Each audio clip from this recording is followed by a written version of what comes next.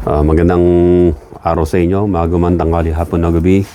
Muli si Brother Jota ng Karaoke Pananampalataya at Katotohanan, at ako ay naririto sa aking porch. Kamusta na kayo? Meron lang akong pupuntusan din. Marami akong mga nababasang balita dyan. Tsaka yung mga tinatawag na mga political analyst sa Pilipinas. Kasi tungkol ito sa nangyayari sa Pilipinas. Pilipinas, nasa bingit na ng kamatayan. Yung bansa na yan, nasa ano na siya, nasa state na siya ng magpo-fall. Kasi yung decaying niya yung decaying factors niya, nandun na kitang-kita na. Tulad yan ng puno. Ang Pilipinas ay tulad ng puno. Na akala ng maraming tao ay maganda sa labas. Pero yung pinakaloob ay may mga fungus, very soft, rotten na. Yung pinakaloob ng puno, yung trunk. Tapos sa pinaka-base, nandun na yung kabulukan, dahil marami ng cracks, marami ng crevices, at pumapasok na yung iba't ibang mga bakterya, insekto sa Pilipinas. At ayan ay mapapatunayan natin yan sa papanong paraan. Napakalinaw na ang Pilipinas, halimbawa ganito. Di ba sa kanta na ang Pilipinas ay pugad ng dalita? Until now Ngayon, papalitan natin ng salita na ang Pilipinas ay pugad ng mga magnanakaw. Isipin nyo mga magnanakaw dyan, nakakapasok. Chinese. May mga passport ng Chinese. Tapos yung isa pang congressman na Saldico, residente pala ng Portugal, may Portuguese passport. Paanong nangyayari yon? Blame it to the COMELEC. Kasi hindi sila nag-iimbestiga. Sisihin ninyo sa gobyerno. Kasi sila yung sila yung causes talaga. Ayusin ko lang ng konti. Balik tayo. Sila yung causes ng ng misery at saka corruptions sa Philippines. Yung mga departamento ng Pilipinas. Isipin ninyo, billion-billion, trillion-trillion ang nawala. Until ganun, ang Pilipinas ay ginagahasa ni rape. Minamaltrato ang Pilipinas. Kaya nung sinabi ko ay 99.9% na mga Filipino politicians ay mga corrupt, magnanakaw. Isipin ninyo, napanood ko yung stream ng ICI. Halatado yung mga inimbestigahan nila, nagsisinungaling. Pathological liars.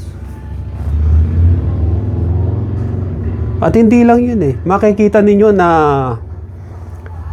merong mga pinagtatakpan sila. Kasi nga ang Pilipinas ay, ang tawag rito ay na-hostage na ng mga demonyo, ng mga makademonyong mga Pilipino na hindi nga dapat silang tawagan Pilipino kasi nga pagkatapos silang magnakaw, lumalaya sila dyan Meron nagtatago sa Amerika. I hope matuntun kayo ng mga Pilipinong well-armed, well-prepared. May snipe kayo ng mga yon, yung mga Pilipino na yon na nasa Amerika na. Huwag kayo magtago rito, madadali kayo nila.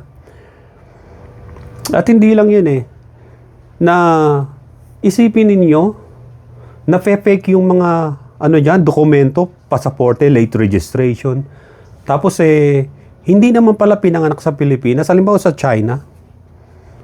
Pagkatapos nagiging mayor, wala bang background check ang mga nangangampanya diyan? Wala bang ginagawang background check kasi nga magnanakaw talaga. Tingnan niyo si BBM, Bongbong Marcos. Doon sa isang work ko, yung co-worker ko, sabi niya, bakit gano'n ang Pilipinas? American citizen siya na Ilocano. At syempre, English ang salita niya. Sabi niya, What happened to the Philippines? Why those people like keep on voting for the, convicted or corrupt, like the Marcoses, sabi niya.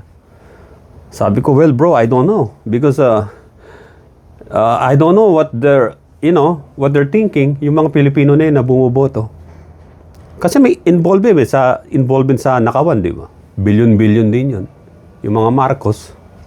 Pagkatapos naupo yung mga Duterte. Ganon din. Yung Farmally, ang dami nilang mga nakulimbat na mga ano. Pagkatapos, yung another Marcos. Pagkatapos yung Vice President. Ganon din. Nagnakaw rin ng mga milyon-milyon na hindi maipaliwanag at nasa na. And then, yung mga Pilipinong bumoto, nasan sila? Yun, binaha yung mga bahay nila. Maraming namatay, nagugutom sila until now. Walang kapag-asa at naging worse pa talaga. Sa mga analyst, political analyst, narinig ko sa kanila. Kasi sa kanila, ay reporting lang ginagawa nila. But they don't have any participation. Tsaka wala silang ambag. Ano lang sila? Maraming mga political analyst sa Philippines, gaslighting ang ginagawa. Gaslighting lang. Of course, kasi kumikita sila sa YouTube o Facebook kapag may nanonood na mga nagbo-view sa kanila. Gaslighting lang sila. May kanya-kanya silang manok ron eh. Pinagtatanggol nila. Ang point is, the Philippines is dying. And parang puno na yung trunk niya, bulok na sa loob. Akala nyo buhay pa, malusog sa labas? Hindi. Sa loob ay bulok na, inaanay na, at marami ng mga fungus, at down to its yung trunk base, magkukulaps na yung puno na yon. Ang Pilipinas magkukulaps na yan. Magkukulaps na kasi tender na yung yung foundation ng bansa na yan. Magkukulaps na yan. Maaring sa iba sa inyo magagalit sa akin, but kung sinasabi nyo, huwag kayo magbulag-bulagan. You will see. You will see. See ang tawag rito, nakikita nyo na yung nangyayari. Huwag na kayo magbulag-bulagan. Kasi yung Pilipinas kasi, saan sila nalilibang? Doon lang sa mga noontime show, sa mga drama. Pero, yung katotohanan nito ay ino-overlook nyo yung nangyayari sa Pilipinas. Na sooner or later, there will come a time ng bansa na yan, magkukulaps, babagsak tulad ng patay na puno. Kasama na yung mga sanga niya, mga dahon-dahon, at yung mga iba pang mga nakasampay doon sa sanga niya. Totally magkukulaps. Kung hindi magbabago ang takbo ng nangyayaring mga kaso na ito, at kapag pinakawalan ninyo kayong mga nasa ICI, kayong mga nasa tinatawag na Sandigang Bayan, DOJ, ang dami, mga kung iba't ibang branches eh. Kaya makikita niya para nagpo-forum shopping sila ng kaso eh. Bakit gano'n sa Pilipinas eh? Hindi nila kayang ikulong yung mga nagnakaw. Tulad halimbawa ni Saldico. Eh kung ang Amerika ang kukuha sa kanya, CIA, ay makukuha ka agad yun eh. Sa Portugal eh. Kung hindi makuha, tingnan nyo yung mga may criminal records kahit nasa Mexico. Walang walang extradition doon nakukuha, kinakaladkad ng mga CIA pabalik sa Amerika. Bakit hindi kaya ng Pilipinas yun? Kasi nga, ang tinatawag na justice system sa Pilipinas, ang police enforcement, ay mahina, very weak. Corrupt. Walang tinatawag na wala siyang credibility. Wala siyang credibility. Kaya nga, yung ex-president hindi makasuhan sa Pilipinas. Tumawag pa ng ICC. Ngayon, kung titirahin talaga, kakalad ka rin yung Saldico na yun, na nagnako ng bilyon-bilyon, na tinatawan-tawanan lang kayo, nagpapalabas pa ng mga video, at alam nyo yung video na yun, hindi niya ipalalabas na siya mismo yun ay AI, na kinopya lang yung mukha niya, na maaring pwede niya itanggi yun, na kung sakaling sabihin niya na hindi ako yan, na AI yan, na-hack yung aking Facebook account, It's easy. It's easy na gano'n lang talaga na pwedeng gawin ng isang taong nagtumatakbo. Mag-AI na lang siya. Artificial intelligence yung video. Hindi ba pwede siyang mahalungkat doon? Kung talagang meron tinatawag na willpower ang Pilipinas, yung government na ito, na makuha si Saldi Coron, kahit magpadala lang kayo ng assassin doon, madadali yun, di ba? Parang mga Russian, nakukuha nila yung mga kalaban nila kahit saang bansa. Kasi nga, ang Philippines ay destined na mag-collapse na talaga. Kaya sinabi ko nakaraan, in the span of 2056 hanggang 2078, let's see, there's no more Philippines sa years na yan. Sigurado, wala na ako sa mundo na yon. At nawa, mahalungkat ninyo, kayong mga naghahalungkat sa YouTube, yung sinasabi ko, na makita ninyo at malaman ninyo na ganun. Maraming mga political science na, yung mga political analyst, mga teacher pa nga sa mga professor, yung sa kanila, puro lang, yung pagpupuna-ambag lang yun. Pero, they don't dip their foot, right foot or left foot, doon sa sitwasyon. Tulad sinabi ko, nandun lang sila sa social media just to gain attention, attention, para kumita yung nila, mag-monetary yung mga nila na yun.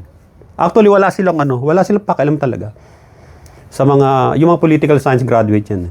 Wala talaga silang pakialam. Analyst nga lang sila eh. Puro lang sila yung kumakantsaw lang. Meron ba silang talagang kaya ba nila ibigay ang buhay nila para magbago ang bansa natin? Hindi naman eh. Hindi talaga gano'n. Yung sikat ng araw tumatama, hindi ko naayusin. No? Whatever will be. Kesera-sera, parang ganda. Ang Pilipinas ay delikadong kalagayan niya. Lalo na nagbabanta ang China sa West Philippine Sea na tutuloyan talaga ng China yung 9 dash line nila na ginawa nilang 10 at gagawin nilang dire-diretso doon hanggang sa, alam niyo yung boundary ng Philippines, yung Northern Philippines. Yung Babuyan Islands doon, yung mga channel doon.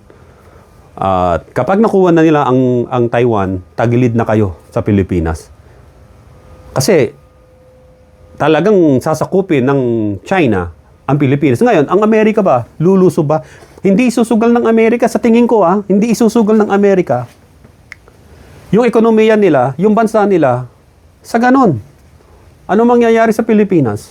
Pautangin kayo ng armas, kayo lalaban. Handa bang magpakamatay ang mga Pilipino sa bansa nila? Handa ba nilang gawin yun? Noong World War II, yes, matitino pa mga tao noon. Kasama yung lolo ko, 17 years old, naging sundalo, lumaban. Nakaligtas sa death march. Gagawin yun ng mga tao kung World War II. Pero ngayon, sa panahon ngayon, may magagawa pa ba? Unang-una, yung enemy na sinasabi ninyo na nandun sa China, actually, nasa Pilipinas na. They are the ones who's doing this all kind of mess sa Philippines. Nandiyan na. Why? Kaya nilang bayaran yung politikong mga kurakot eh. At hindi lang yun, nakita ng mga politisyang kurap na ito, how the Philippines is really, really weak to safeguard the Constitution. They know, because they knew already for the fact na ang Armed Forces of the Philippines ay weak at saka Philippine National Police. Kaya they can do it. Bakit? Kaya nilang suhulan kahit yung general, maprotektahan lang sila. Hati sa ninakaw. Kahit yung mga PNP. Saan nila dinadala yung mga military nila?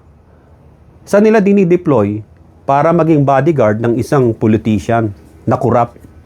Ganon din yung mga PNP. Instead of safeguarding the safety of the Filipino people, yung safety ng mga corrupt, magnanakaw, ang kanilang inaatupag na bantayan. Meron nang babasahin dito. Maaaring iba sa inyo nagsasabi, bakit ko nalalaman niya ganito? Nung college ako sa Philippines, hindi ko nasasabihin yung school kasi baka sumikat eh.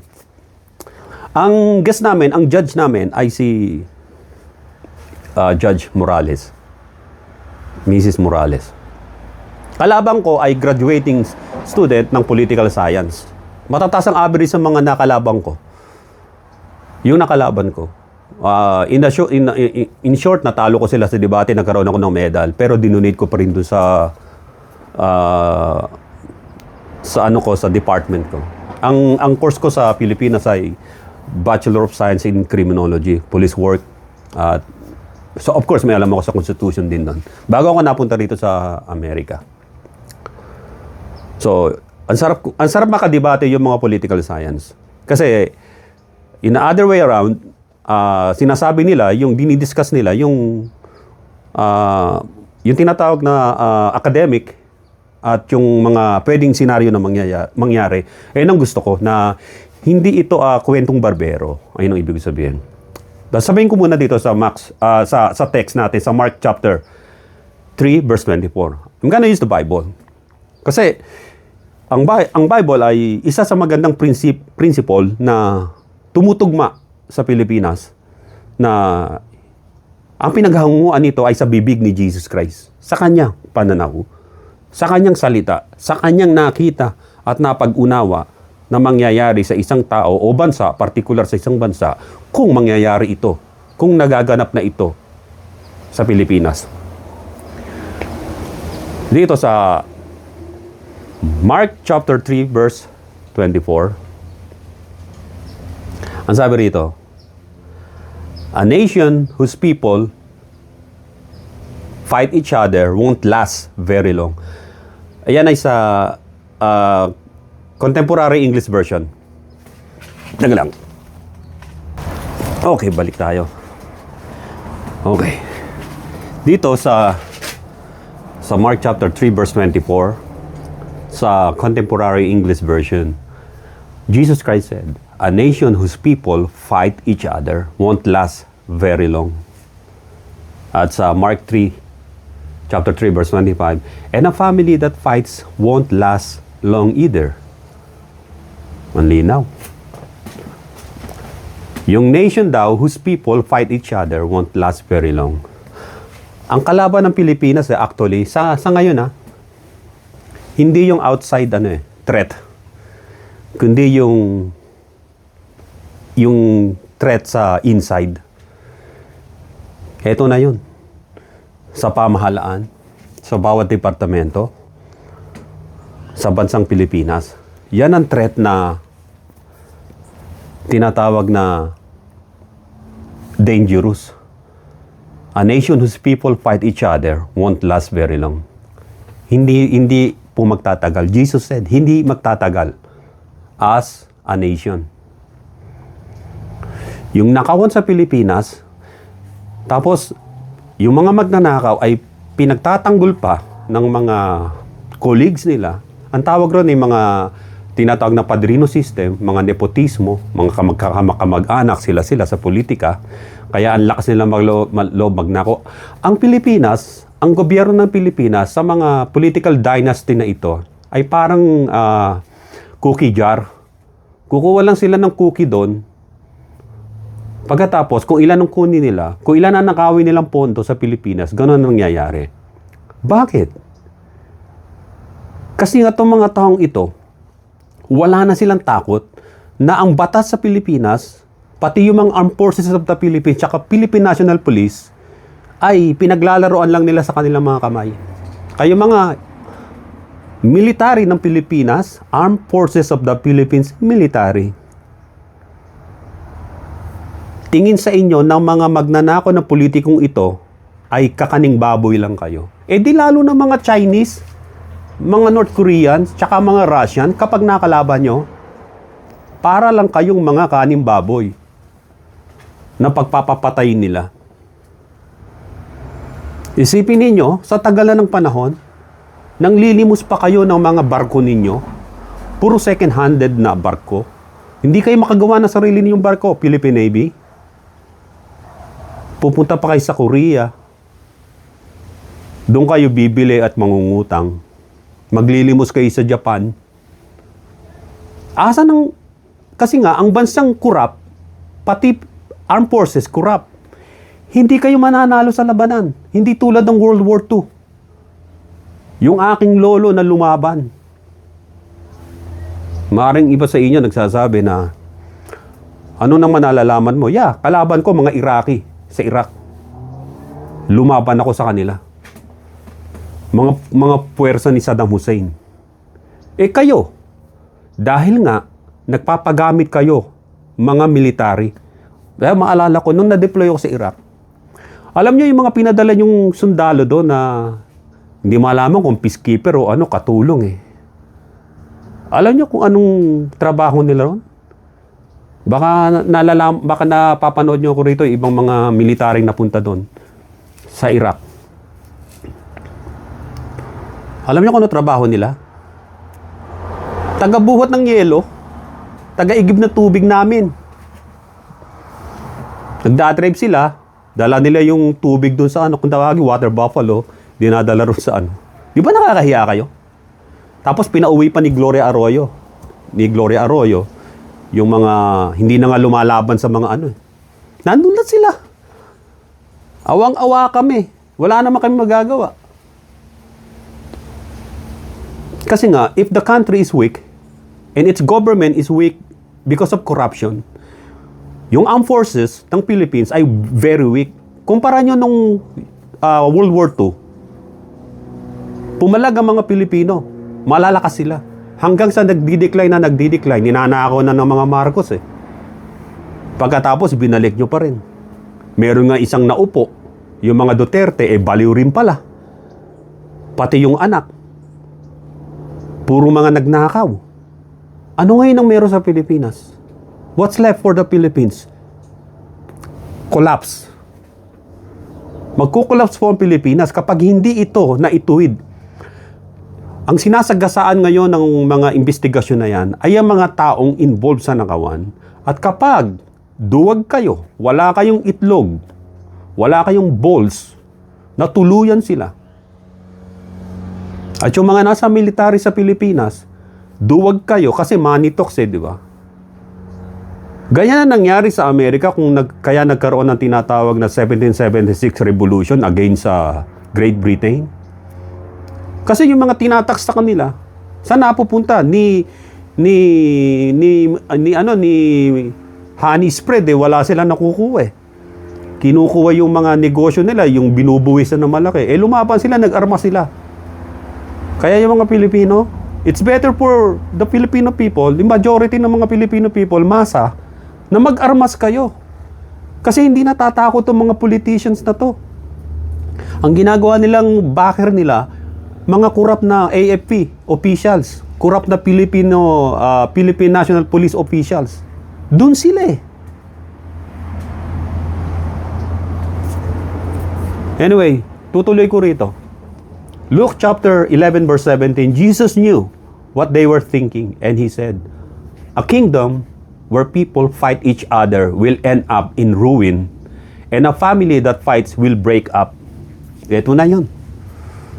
Nakikita ninyo, dahil sa hirap ng buhay, ang pamilyang Pilipino naghihiwalay. Ang babae pupunta sa Hong Kong, sa Saudi Arabia, sa Kuwait, sa Dubai para maging katulong. As in katulong. Akala ng mga amo nila, yung pagiging katulong niya kasama ang sex service, kaya ginagahasa. Dahil sa corruption. Kaya nga, anong reason ng corruption sa Pilipinas? Gagamitin ko uli yung Biblia, hindi yung mga political analyst sa Pilipinas na may kinakampihang mga grupo-grupo. Ito, wala akong kakampihan dito.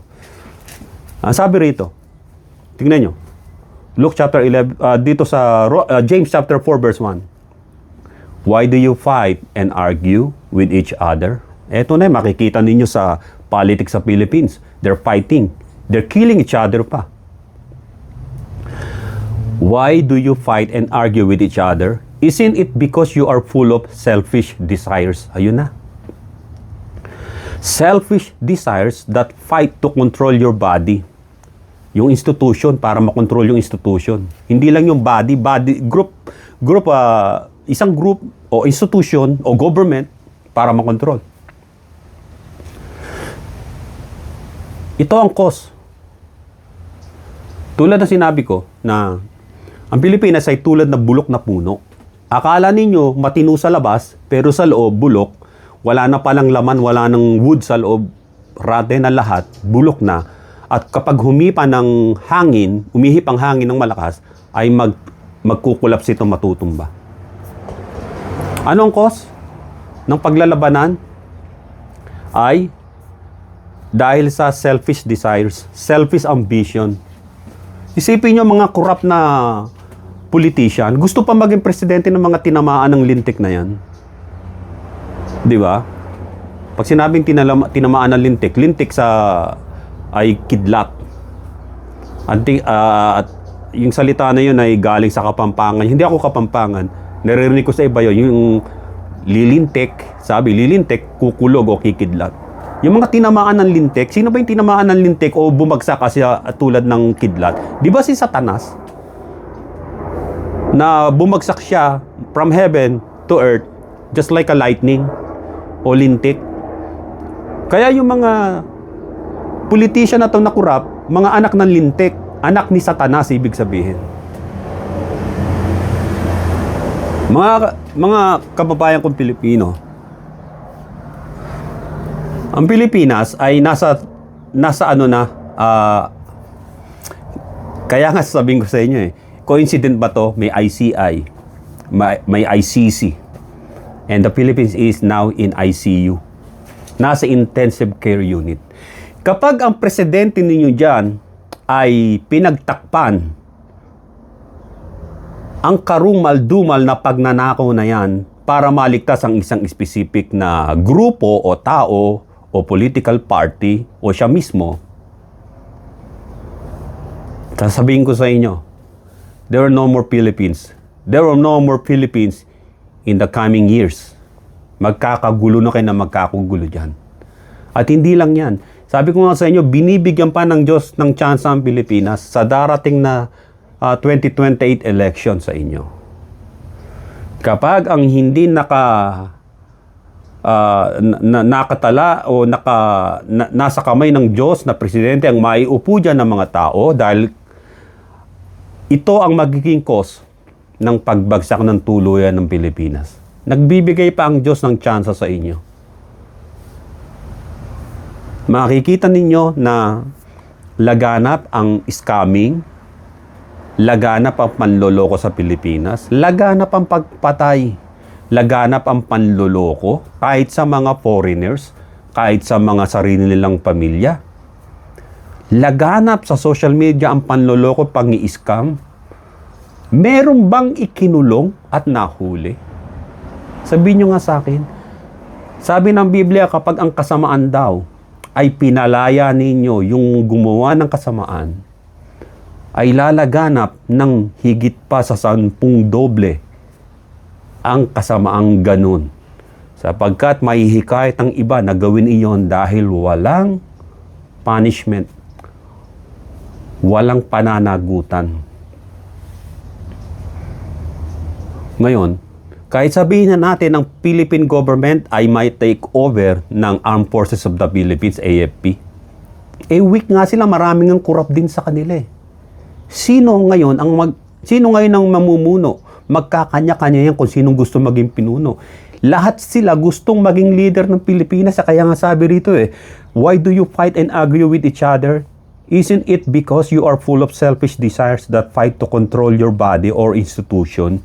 James chapter 4 verse 1. Collapse pa rin ang Pilipinas. Kaya sasabihin ko sa inyo, ang Pilipinas, hindi niya pa nakakaharap ang China sa front line dun sa actual war. Pero itong Pilipinas, sa loob niya nagpapatayan na. Yun ang mahirap, yung kalaban sa loob. Ang mga Pilipino ay nagagapi na ng kasamaan na pinanatili pa ng mga mamamayan dyan. Ang mga Pilipino, iniintindi nila kung anong ihahanda nila. Pasko, Noche Buena, birthday. Pero lilipas yan. Pero kung sama-sama kayo, ilan ang populasyon ng Pilipino? Milyon-milyon. Kung sama-sama kayong lulusob, either doon sa Senado, sa Kongreso, sa ICI, sa Malacanang, mapipigil ba kayo ng mga military dyan? Mapipigil ba kayo ng mga pulis? Kung lulusob kayo kahit doon sa mga kampo ng military para iprotesta ang mga corruption na yan. Kikita ninyo kapag kanya-kanya na kayo, because you were divided as a family, as a Filipino family, as a Filipino citizen. Ang sabi rin dito, and a family, yung mga citizens, maging sambayanan niya, Mark 3:25, and a family that fights won't last either, Jesus said. Ilang nais ko sabihin sa inyo na yung mga nangyari sa inyong mga lindol, bagyo, baha, until now, dumarating pa yung mga bagyo. Pag hindi kayo natauhan dyan, makikita ninyo, after nyan, sa susunod na taon, anong kasunod nyan? Katakot-takot na sunog ang aabutin ninyo. Katakot-takot na. Laging ganyan. Earth, which is earthquake. Wind, yung malalakas na mga hangin, bagyo. Fire, and water, flood. Yun ang aabutin ng Pilipinas. Natutuwa ba ako na aabutin ng Pilipinas? Hindi. Kasi nga kapag kayo tutulog-tulog, pinabayaan ninyo yung mga gumawa ng kalapastanganan, una sa Diyos, pangalawa sa bayan, at sa inyo mismo, sa bawat Pilipino, mga pamilyang Pilipino. At pinabayaan ninyo sila na they walk free. Wala nang nalalaan sa inyo kundi kayo ay ipasakop ng Diyos sa ibang bansa. Sa ibang bansa muli. Dahil hindi nyo kayang manindigan. Sasabihin ko sa inyo, three. Yung una, three chopstick nations. Yung una, Japan, sumakop sa Pilipinas. Pinahirapan ng Pilipinas at mga Pilipino. Pangalawa, itong China. Pagkatapos ng China, mag-emerge ang South and North Korea. Pag-iinteresan kayo ng bansa na yan pagdating ng panahon. Sinasabi ng iba na kasama ang Vietnam sa Chopsticks Nation. Mas malapit po ang North and South Korea sa inyo. Para kayo salakayin sa susunod kapag hindi nagbago ang Pilipinas. Kaya ito, kahit tumawa kayo sa akin, tawanan nyo ako. Ang nakita ko sa manggiging kalagayan ng Pilipinas ay hindi na siya Pilipinas. At dahil ang mga tao gusto ng pagbabago, yung mga nasa Mindanao, magtatagumpay sila kung paano sila ihiwalay sa Pilipinas. Na hindi dadanak ng maraming dugo.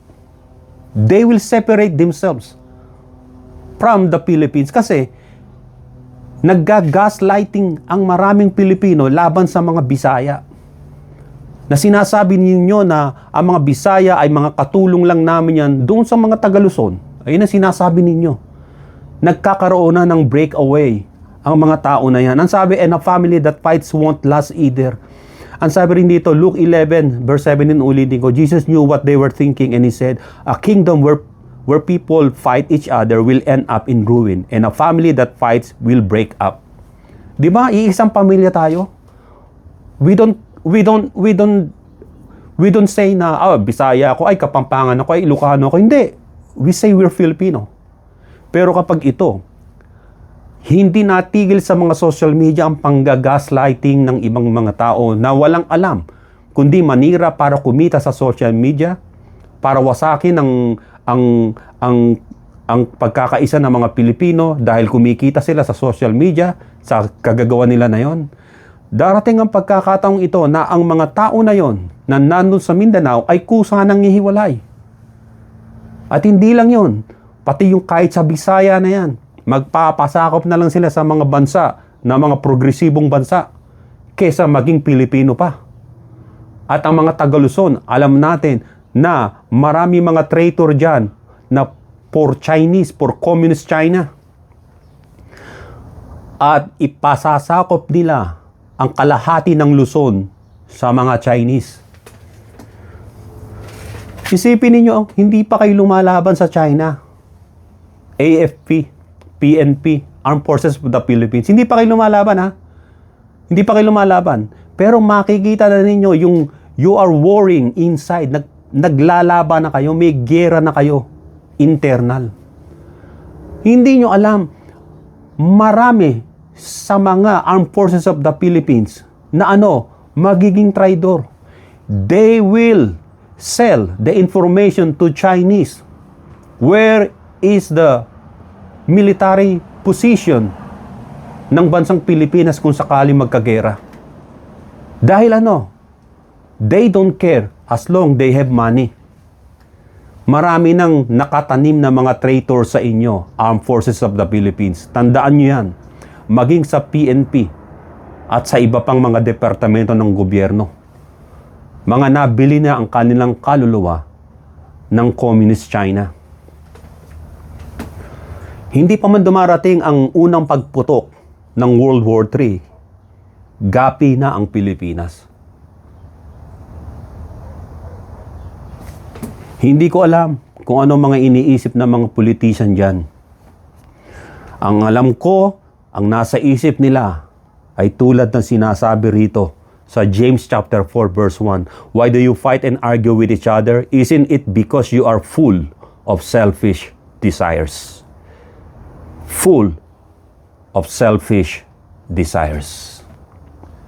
Yan ang markado sa mga Pilipinong politician. They are so rude, rough, pretend to be tough. Pero kapag sa panahon na sila ay haharap sa husgado, nagtatago na sila. Cowards. Ganyan ang mga duwag na matapang sila kapag meron nakapaikot sa kanila na mga tao. Alisin mo yung mga tao sa paligid nila, yung mga tinatawag nilang mga bumabantay sa kanila, yung mga padrino nila. They will run like a freaking dog na bahagang buntot, cowards. Yung buntot nila ay nasa between their balls. Bakit sa Biblia meron tinatawag na swift justice? Sa Biblia, para ang mga tao ay magkaroon ng absolute justice. Hindi binubuhay sa Biblia ang mga lumapastangan sa Diyos, ang mga nagnakaw, umapin ng mga tao, lahat. They don't let them live and walk freely.